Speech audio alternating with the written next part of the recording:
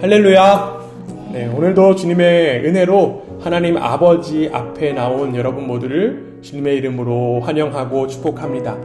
여러분, 이 세상 가운데 가장 큰 비극은 무엇일까요? 이 세상 가운데 가장 큰 비극, 핵폭탄이 아닐까라는 그런 생각도 해봅니다. 물론 그것도 비극이다라고도 할 수 있지만 여러분, 핵폭탄보다도 더욱더 큰 비극이 있습니다. 그것이 무엇이냐면 바로 핵폭탄을 만들게 하는 그 무언가가 사람 속에 있다라고 하는 사실입니다. 그렇다면 사람 속에 있는 그 크나큰 비극은 도대체 무엇일까요? 이 세상을 살고 있는 우리 모두에게 꼭 필요한 한 가지, 바로 복음을 알고 그 복음의 능력을 누리는 것입니다. 그렇기 때문에 이 세상 가운데 가장 큰 비극은 바로 우리 마음 가운데 있는, 우리 모든 사람들 가운데 있는 불신앙이다라고 이야기할 수 있어요.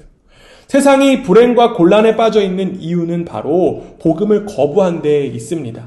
이는 개인에게도 마찬가지로 적용되는 이야기예요. 우리는 지난 두 번의 시간을 통하여서 불신앙이라고 하는 주제로 함께 사도행전 4장의 말씀을 함께 살펴보았습니다. 베드로는 이렇게 이야기합니다. 당신들은 우리가 무슨 권위와 능력으로 이 안진뱅이를 고쳤는지 알고 싶다고 했습니다. 그 답은 당신들이 거부한 바로 그분이 이 일을 하셨다는 것입니다. 지금 당신들이 무슨 짓을 하고 있는지 정말 모르시겠습니까? 라고 하는 이야기. 베드로는 우리가 함께 살펴본 사도행전 3장에서부터 이어져 오는 그 이야기들을 계속적으로 이어져 나가고 있습니다. 베드로는요, 복수하려는 마음으로 이런 이야기 하는 것 아니었습니다. 베드로는 똑똑한 척 하려고 이러한 이야기 하는 것도 아니었습니다. 베드로는 자신이 요한과 함께 재판에 회부된 상태로 무슨 짓이든 할 수 있든 사람들의 손에서 자기의 목숨이 달려있다라고 하는 사실을 알고 있었습니다. 그렇기 때문에 베드로는 자기 자신의 안녕과 유익 때문이 아닌 사람들의 영혼을 염려하는 마음으로 지금 이야기를 하고 있는 것입니다. 베드로는 사람들에게 진심 어린 그 이야기를 전하고 있는 거예요. 우리는 오늘 이 베드로의 진심을 다시 한 번 더 보려고 합니다.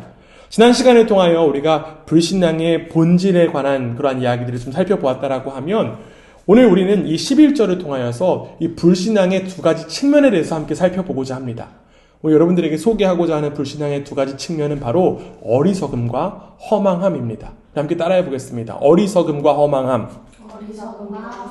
네, 어리석음과 허망함이라고 하는 이 측면을 가지고 우리 다시 한 번 더 오늘 본문 읽어보겠습니다. 함께 읽습니다. 시작. 버린 돌로서 집 모퉁이의 머릿돌이 되었느니라. 아멘. 지금 우리가 읽은 이 11절 말씀은요, 시편 118편을 기초로 한 말씀입니다. 베드로는요, 시편 118편을 인용하면서 어리석음과 허망함에 대한 이야기를 지금 하고 있습니다. 특별히 지금 이 구절에서 우리의 시선을 딱 모으는 단어가 있는데요. 어떤 단어가 우리의 시선을 모을 수 있냐면 바로 건축자들이라는 단어에 우리가 시선을 모을 수 있습니다. 그렇다면 여러분, 건축자들, 누구를 가리키는 표현일까요? 우리는 지난 시간에 베드로의 이야기를 듣고 있는 사람들이 누구인지를 확인했습니다. 그들이 누구였냐면 그들은 그 당시 이스라엘 최고의 지도자들이었어요. 서기관들, 제사장들, 대제사장, 사두개인, 정치인들이었어요. 그들은 사내들인 공회의 구성원들이었고요. 즉 복음을 거부한 사람들이었습니다. 그런데 지금 베드로는 그들을 향하여서 지금 뭐라고 표현하고 있다고요? 건축자들이라고 표현하고 있습니다. 그렇다면 여러분, 베드로는 왜 그들을 가리켜서 건축자들이라는 표현을 사용했던 것일까요? 인류가 직면한 문제는요, 우리가 거할 성을 짓는 문제다라고 이야기할 수 있습니다. 사람들은요, 스스로가 내가 거할 성은 내가 짓는다 라고 주장하고 이야기하고 확신합니다. 마찬가지예요. 베드로의 앞에 있는 사람들은요, 스스로를 건축자라고 여겼습니다. 이 세상이 혼란스럽고 갈등과 혼동이 있지만 우리는 완벽한 세상을 세워야 합니다. 우리는 그렇게 할 수 있습니다. 우리에게는 계획도 있고요, 우리에게는 설계사도 있습니다. 그리고 우리는 이 일을 할 수 있는 사람들입니다. 즉 그들은 잘못된 자기 확신을 가지고 주장했던 사람들이었습니다. 그들의 자부심은 끝이 없었어요. 그들은 스스로 상황을 헤쳐나갈 수 있다고 생각했을 뿐만 아니라 인간은 자각이 있는 그러한 존재여서 해결하지 못하는 문제가 없다라고까지 주장했습니다. 그런데 이렇게 교만한 건축자들은 진정한 건축자를 버리는 일을 자행해버리고 말았죠. 그들은 자신의 능력을 과신한 나머지 진정한 건축자이신 예수 그리스도를 바라보지 못했습니다. 이러한 불신앙의 모습을 가리켜서 앞서 제가 소개했던 어리석음이다라고 이야기할 수 있어요. 성경은 이 불신자들을 가리켜서 어리석은 자다라고 이렇게 소개합니다. 특별히 시편 41편 1절에서는 이렇게 이야기해요. 우리 함께 읽습니다. 시작. 어리석은 자는 그의 마음에 이르기를 하나님이 없다 하는도다. 그들은 부패하고 그 행실이 가증하니 선을 행하는 자가 없도다. 아멘. 여러분, 지금 읽은 말씀, 불신자들 어리석은 자들이다라고 성경은 이야기하고 있는데요. 이 말씀뿐만이 아닙니다. 심지어 예수님께서는요, 부자에 대한 비유를 말씀하시면서 이와 비슷한 말씀을 하셨습니다. 누가복음 12장에는요, 부자 이야기가 나와요. 그 부자는요, 자기의 삶을 훌륭히 정비해서 자신의 재산을 비축해 놓았습니다. 그는 곡간이 넘치도록 많은 곡식을 수확하자 이제는 더 큰 곡간을 지으려고 했습니다. 그런데 하나님은요, 그에게 이러한 말씀을 하십니다. 누가복음 12장 20절 말씀입니다. 함께 읽습니다. 시작. 하나님은 이르시되 어리석은 자여 오늘 밤에 내 영혼을 도로 찾으리니 그러면 내 준비한 것이 누구의 것이 되겠느냐 하셨으니 하나님께서 지금 그 부자를 가리켜서 뭐라고 말씀하시냐면 어리석은 자여라고 말씀하셨습니다. 이처럼 죄인, 불신자는 그 어떤 사람들보다 어리석은 자다라고 이야기할 수 있습니다. 그런데 여러분, 성경은 여기서 한 걸음 더 나아갑니다. 성경은 단순히 불신자들이 어리석다라고 하는 것에서 그치지 않고 그들이 얼마나 어리석은지까지도 지금 이야기하고 있어요. 특별히 성경은 이 어리석음이 자기 기만의 형태로 나타난다라고 하는 것을 보여주고 있습니다. 어떤 사람이 남에게 속는 모습을 보면서 많은 사람들은 이해력이 부족한가 봐, 신중하지 못한다 라고 그렇게 이야기합니다. 그러나 여러분, 진짜 어리석은 사람은요, 다른 사람에게 속는 사람이 아니라 자기 자신에게 속는 사람입니다. 결국 베드로가 지금 이야기하고 있는 이 건축자들은 자기 스스로를 건축자라고 여기는 자기 기만에 빠진 사람을 이야기합니다. 즉 베드로는 자기 기만이라고 하는 죄에 빠진 사람들의 그 어리석음을 폭로하고 있는 거예요. 베드로는 그들이 자기 자신을 제대로 판별하지 못하는 사람이라는 사실을 밝힘으로써 지금 그 사람들의 어리석음을 드러내고 있는 것이었습니다. 그런데 여러분, 더욱더 안타까운 사실은요, 이러한 자기 기만에 빠져서 어리석은 삶을 살아가는 모습이 베드로 당시의 모습만이 아니라 바로 지금 우리가 살아가는 이 시대에도 여전히 있다는 사실입니다. 현대 사람들은요, 실험을 통해서 보고 입증하고 증명하고 확인된 것들만 믿는 과학의 시대에 살고 있다라고 이야기합니다. 그렇기 때문에 현대인들은 이렇게 할 수 없는 것들은 아예 믿을 생각도 하지도 않습니다. 그리고 말하지도 않아요. 초자연적인 것이나 기적적인 것에 대해서도 우리는 이런 것들 믿지 않는다라고 이야기합니다. 인간의 정신이 모든 진리를 포괄할 수 있다라고 주장하는 거예요. 결국 이렇게 여기는 현대인들도 지금 베드로가 이야기하는 어리석은 건축자에 불과한 모습이다라고까지 이야기할 수 있습니다. 인간이 우주의 중심이고 인간의 지식 범위 밖에 있는 것은 없다라고 주장하는 그러한 모습들이 바로 어리석은 건축자들의 모습이라고 하는 거예요. 그렇기 때문에 초자연적인 개입으로 그들의 삶 가운데는 초자연적인 기적들이 들어올 공간이 없습니다. 그러다 보니까 자연스럽게 하나님이 그들의 삶 가운데 들어올 수가 없는 거예요. 하나님을 포함한 그 모든 것도 자신의 능력으로 평가할 수 있고 재단할 수 있다라고 여기는 것입니다. 여러분, 조금 더 이야기해보자면요, 인류가 해결하지 못하는 문제들이 분명히 있습니다. 그리고 그것들을 여러 가지 해결 방법으로 해결하고자 수많은 노력들을 합니다. 대표적인 예를 들어보면요, 인류 가운데 옛날부터 계속되는 문제가 어떤 문제 가운데 있었냐면 바로 술로 인한 범죄들이 있었어요. 술로 인한 범죄. 그래서 사람들은요, 이 문제를 해결하고자 이 알코올에 대한 치료법을 제안합니다. 다량의 알코올이 얼마나 해로운지 그것들을 통계적으로 입증해 주기만 하면 사람들은 더 이상 과음하지 않는다라고 여기는 거예요. 여러분, 그렇다라고 해서 그 모든 것이 해결될까요? 심각한 음주는 건강에 해롭습니다라는 문구가 늘 붙어 있음에도 불구하고 알코올의 판매량은 늘 늘어나고 있습니다. 마찬가지예요. 성적인 부분도 마찬가지입니다. 성적인 방종의 결과만 보여주면 뭐 당장 그만둘 수 있을 거야. 당장 방종의 삶은 없어질 거야 라고 이야기합니다. 결국 이성적인 인간에게는 합리적인 호소만 해도 만사가 해결된다라고 이야기하는 거예요. 그런데 여러분, 도덕과 윤리를 아무리 주장하고 교육한다라고 해서 그 모든 것들이 해결될까요? 해결될 수 없습니다. 일단 교육만 잘 시키면 더 이상 죄를 짓지 않을 것이다 라고 하는 그러한 기대, 사실 우리의 현실에서 그 기대가 이루어질 수 없다라는 것 너무나도 잘 알고 있습니다. 바로 이러한 것들이 현대에 만연한 내용들이라고 하는 거예요. 스스로 사태를 진단할 능력과 적절한 해결책을 마련할 능력을 가지고 있다라고 자신하는 것이 바로 현대를 살아가는 우리의 모습이고 우리의 현실이다라고 이야기할 수 있습니다. 그러나 여러분, 오늘 말씀이 대하는 우리 너무나도 잘 알고 있죠. 이러한 모든 생각과 주장이 바로 자기 기만의 표출이다라고 이야기할 수 있습니다. 이러한 생각과 주장은 결국 지금 베드로가 이야기하고 있는 건축자들의 그 어리석음일 뿐입니다. 여러분, 건축자들이요, 무엇에 관심이 있어야 되냐면요, 건축하는 재료들에 더욱더 관심이 있어야 됩니다. 특별히 건축자들은 돌에 관심이 있어요. 그래서 적합한 돌을 찾아야 합니다. 건축자들은 가장 큰 벽을 지탱하고 결합시켜주며 건물을 받치는데 토대가 되는 큰 머릿돌을 찾고자 합니다. 그리고 그것을 위해서 건축자는 열심히 찾아 나서요. 건축자라면 그 머릿돌을 발견하고 찾는 것, 기쁨이 되고 그들의 삶의 모습이 되어야만 합니다. 그 돌을 알아볼 안목이 있어야겠죠. 아마추어 건축자들은 그런 것들을 알아보지 못할 것입니다. 그러나 숙련된 전문적인 건축자라면 당연히 그 훌륭한 머릿돌에 대해서 이거구나, 드디어 찾았다 라고 하면서 펄쩍 뛰며 기뻐할 것입니다. 그런데 여러분, 오늘 본문에 나온 건축자들의 모습 어땠을까요? 그들은 자신들이 전문가라고 자처했을지 모르겠지만 그들은 가장 중요한 머릿돌을 알아보지 못했습니다. 알아보지 못한 것뿐만 아니라 그들은 그 머릿돌을 거부하기까지 했습니다.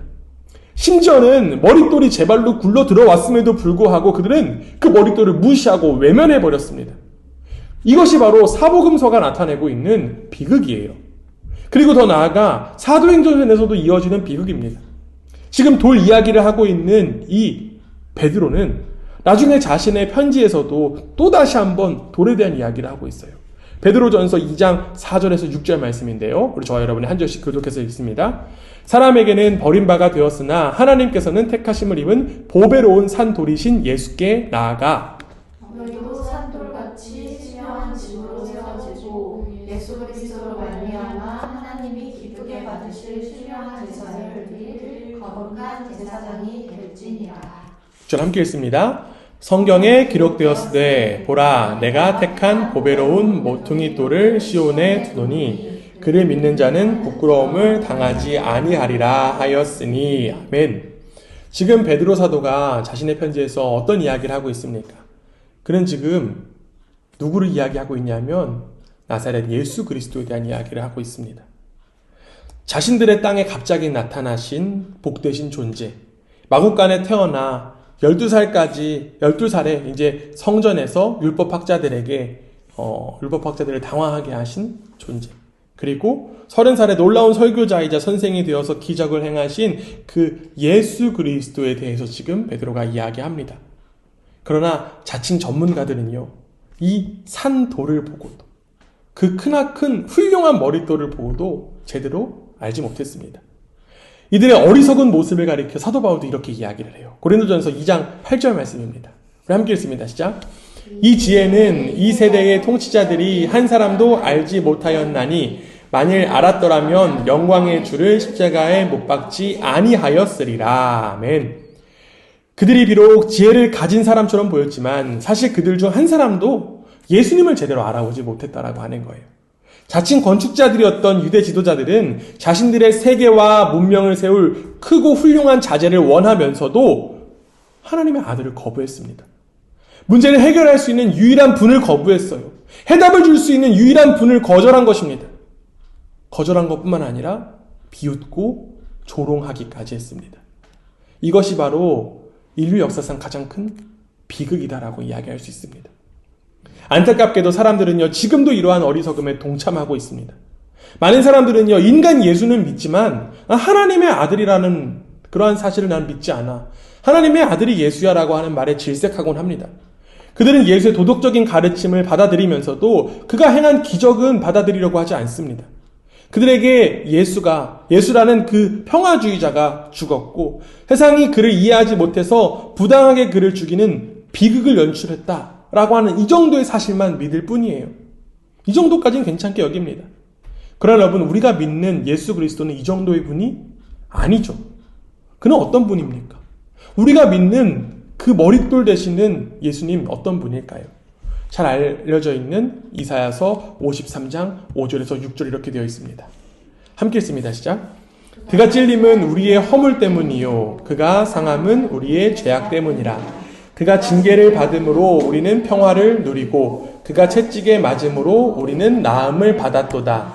우리는 다 양 같아서 그릇 행하여 각기 제 길로 갔거늘 여호와께서는 우리 모두의 죄악을 그에게 담당시키셨도다. 아멘. 예수님은 단지 사람들에게 가르침을 주시려고 오신 것이 아닙니다. 예수님은 모든 죄악을 짊어지시고 우리를 대신해서 징계받으시고 채찍에 맞으셔서 우리에게 생명을 주시기 위해서 이 땅에 오셨습니다. 바로 나를 살리기 위해서, 저와 여러분 한 사람 한 사람 살리기 위해서 이 땅 가운데 오신 분이 바로 예수 그리스도라고 하는 사실입니다. 우리는 지금 이 자리에서 그 사실을 다시 한 번 더 떠올려보고 생각해 볼 수 있어야만 합니다. 그리고 물어볼 수 있어야 돼요. 나는 예수님을 어떻게 알고 믿고 있는가? 나는 예수님을 누구라고 이야기하는가?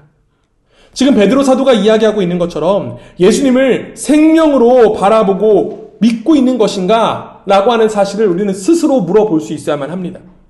혹시 나도 나를 건축자라고 여기면서 사람들과 같이 교만과 어리석음에 빠져 있는 것은 아닌지를 지금 이 자리에서 우리는 돌아볼 수 있어야만 합니다.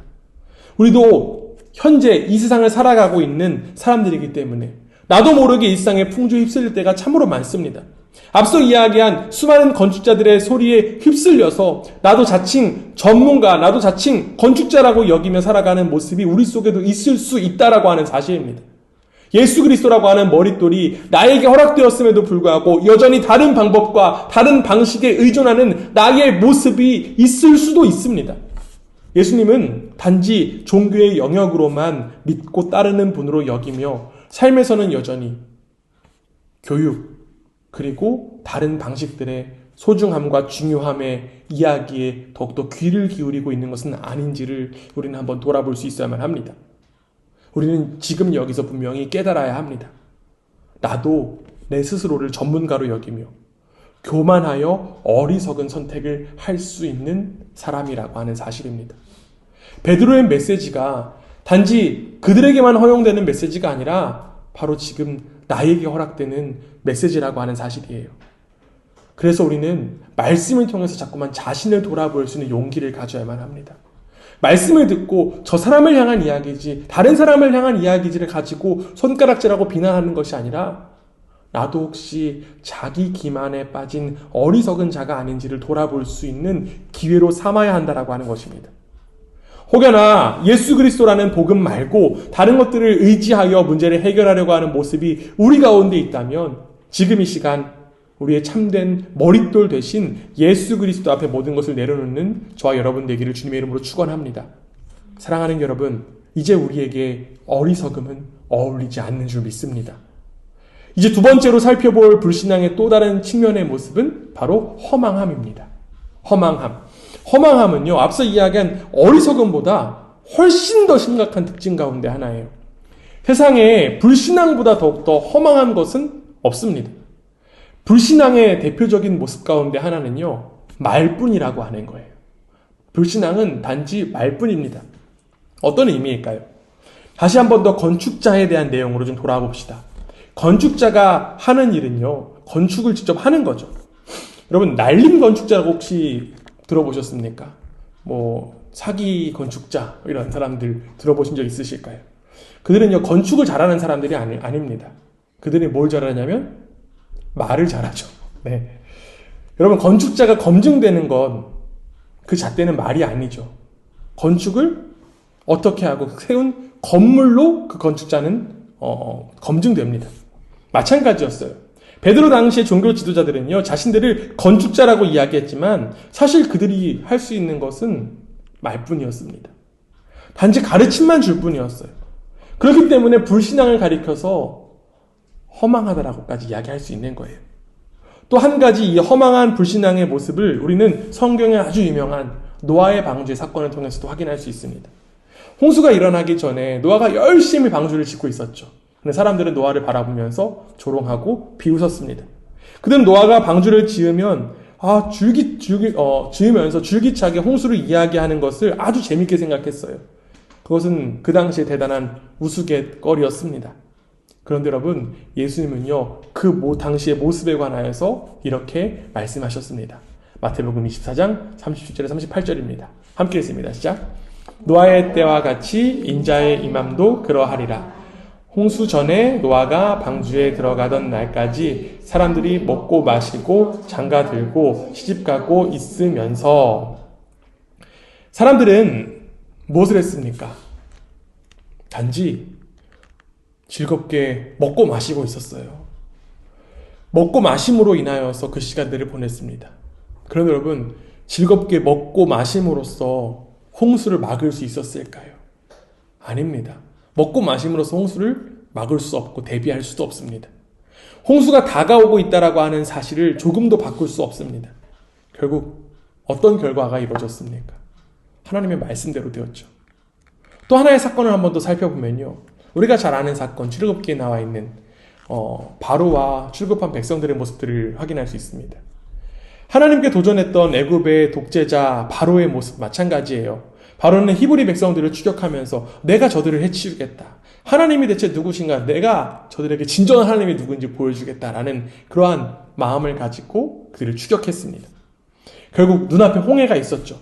그리고 그는 이제 드디어 히브리 민족을 내가 해치우겠다. 내가 진짜 하나님이지 라고 하는 그러한 기대감을 가지고 있었습니다. 그런데 어떤 일이 일어났습니까? 이스라엘 백성들의 눈앞에 있던 홍해가 열렸죠. 그래서 이스라엘 백성들은 홍해를 건널 수 있었고 바로의 군사들은 그 홍해 속에 갇히게 되었습니다. 이러한 허망한 모습이 바로 건축자들의 모습이라고 하는 거예요. 자칭 건축자의 모습이라고 하는 것입니다. 그러나 여러분, 우리가 믿는 하나님은 어떤 분이실까요? 하나님은요, 허망함과 어울리지 않는 분이십니다. 하나님은 사랑과 자비와 긍휼로 하나밖에 없는 그 아들을 이 세상에 보내주셨습니다. 사실상 말이 되지 않는 그 놀라운 신비를 허락하신 분이 바로 하나님이세요. 하나님은 아들에게 하나님 되심을 나타낼 수 있는 표적을 허락하셨습니다. 그래서 성전의 사람들은 예수님의 말씀을 듣고 이전에는 들어본 적이 없는 말씀이야 라고까지 이야기했습니다. 그런데 문제는 불신앙의 사람들이었죠. 그들은 성육신하신 하나님, 세상의 구원을 위해서 보내심을 받은 하나님이 자기 앞에 계셨는데도 불구하고 거부하며 약사빠르게 그를 처리할 것, 바로 죽이는 것밖에 없다라고 여겼습니다. 그래서 그들은 음모를 꾸몄죠. 죽이면 끝이야. 모든 게 끝날 거야. 결국 그들의 바람대로 예수님은 죽임을 당하셨습니다. 예수님의 죽음으로 인하여서 예수님도 죽으니까 끝이지 허망한 것처럼 느껴졌을 것입니다. 그러나 우리는 분명히 알고 있죠. 예수님께서 다시 살아나셨다라고 하는 사실입니다. 그러한 사실을 가지고 우리 다시 한 번 더 이 시편 118편 22절 말씀 함께 읽습니다. 시작. 건축자가 버린 돌이 집 모퉁이의 머릿돌이 되었나니. 건축자들이 버린 돌이 집 모퉁이의 머릿돌이 되었습니다. 예수님은요, 스스로 사망의 줄을 끊으시고 승리자로서 무덤에서 일어나셨어요. 그는 지금도 살아계셔서 역사하고 일하고 계십니다. 사람들에게 거부한 그때도 주님은 살아계셨습니다. 사람들은 그분을 절대로 제거할 수 없었습니다. 왜냐하면 하나님께서는 예수님을 모퉁이의 머릿돌로 삼으셨기 때문에 그렇죠. 안진병이가 치유받은 것도 그 확실한 증거였고요. 몇 년 후 예루살렘이 멸망한 것도 그 확실한 증거 가운데 하나였습니다. 물론 그 이후에도 예수 그리스도를 향한 박해는 계속되었습니다. 그리스도인들을 향한 박해가 계속되었어요. 인간은 전혀 달라지지 않았습니다. 로마 황제들 역시 교회를 끝장낼 수 있을 것이라고 여겼습니다. 그러나 실제 어떻게 되었습니까? 그들이 그리스도인들을 죽이면 죽일수록 교회는 점점 더 왕성해져 갔습니다. 왜 그랬을까요? 순교자의 피, 교회의 씨가 되었기 때문에 그렇습니다. 건축자들에게 거부당한 돌은 언제나 모퉁이의 머릿돌이 되기 마련입니다. 이제야말로 교회가 끝장나게 되었다고 사람들이 자신하는 그 순간 하나님은 부흥을 이 땅 가운데 허락하셨습니다. 죽어가는 교회를 되살려서 다시 한 번 더 생명과 능력으로 충만하게 하셨습니다. 그리고 전보다 더욱더 위대한 역사를 하나님께서 일으키셨습니다. 이것이 바로 건축자들이 버린 돌이 집 모퉁이의 머릿돌이 된 진리다라고 이야기할 수 있습니다. 사랑하는 여러분, 우리는 절대로 하나님을 이길 수 없습니다. 어떤 위대한 인간도 하나님을 이길 수 없습니다. 그런데도 여전히 영원하고 전능하신 하나님과 맞서 싸우고 있는 어리석음과 허망함이 우리 가운데 남아있다라고 하면 그러한 모습들 전능하고 위대하신 하나님 앞에 내려놓는 우리 모두가 되기 원합니다. 여러분, 아무리 애쓴다고 할지라도 하나님은 지금도 전진하고 계시고 앞으로도 전진하실 것을 믿습니다. 지금도 예수 그리스도는 전파되고 있고 지금도 수많은 사람들이 구원받고 있습니다. 그리고 그분은 이기고 또 이기려고 오고 계시는 줄 믿습니다. 결국 미래에도 이 동일한 원칙이 적용됩니다. 너희 건축자들이 버린 돌로서 집 모퉁이의 머릿돌이 되었도다라고 하는 이 진리. 주님은 다시 오고 계시는 줄 믿습니다.